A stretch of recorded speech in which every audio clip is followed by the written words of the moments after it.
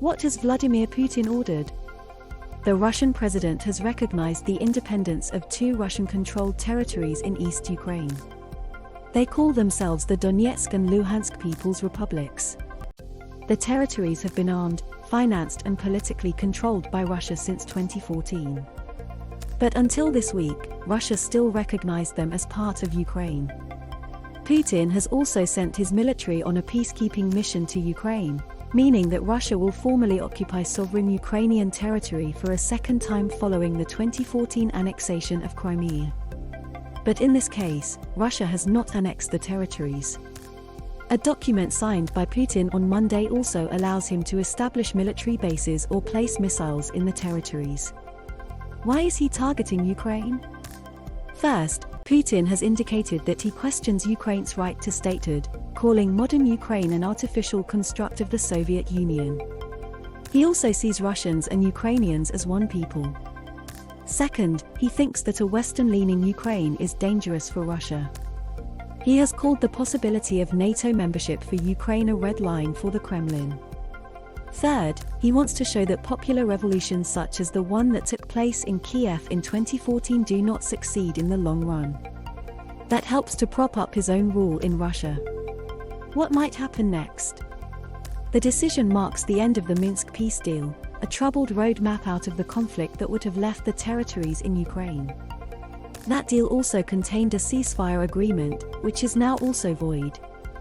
More than 14,000 people have died in the fighting that has occurred since 2014.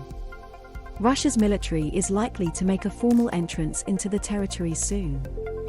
Its troops and military vehicles have secretly taken part in the fighting since 2014, but this deployment will probably be much larger.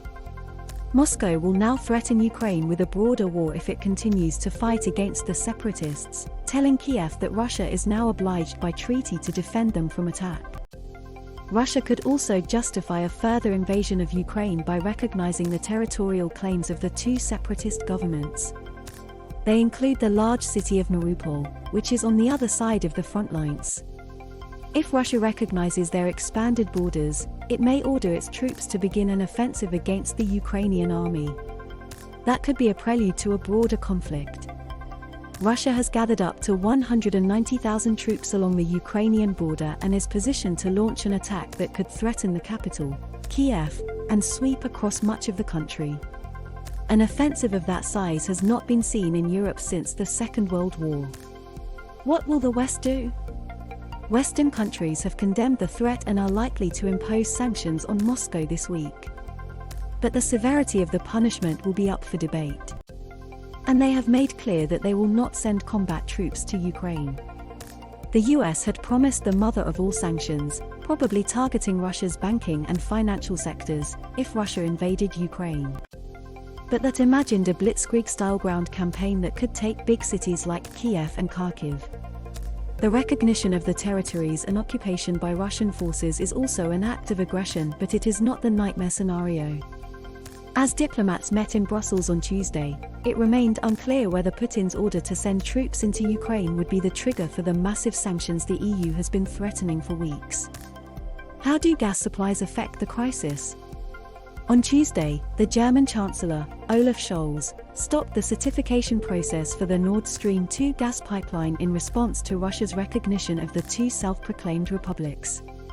First announced in 2015, the $11 billion, £8.3 billion, pipeline owned by Russia's state-backed energy giant Gazprom has been built to carry gas from western Siberia to Lubmin in Germany's northeast, doubling the existing capacity of the Nord Stream 1 pipeline and keeping 26 million German homes warm at an affordable price. Europe's most divisive energy project, Nord Stream 2 bypasses the traditional gas transit nation of Ukraine by running along the bed of the Baltic Sea. It has faced resistance within the European Union, and from the United States as well as Ukraine, on the grounds that it increases Europe's energy dependence on Russia, denies Ukraine transit fees and makes it more vulnerable to Russian invasion.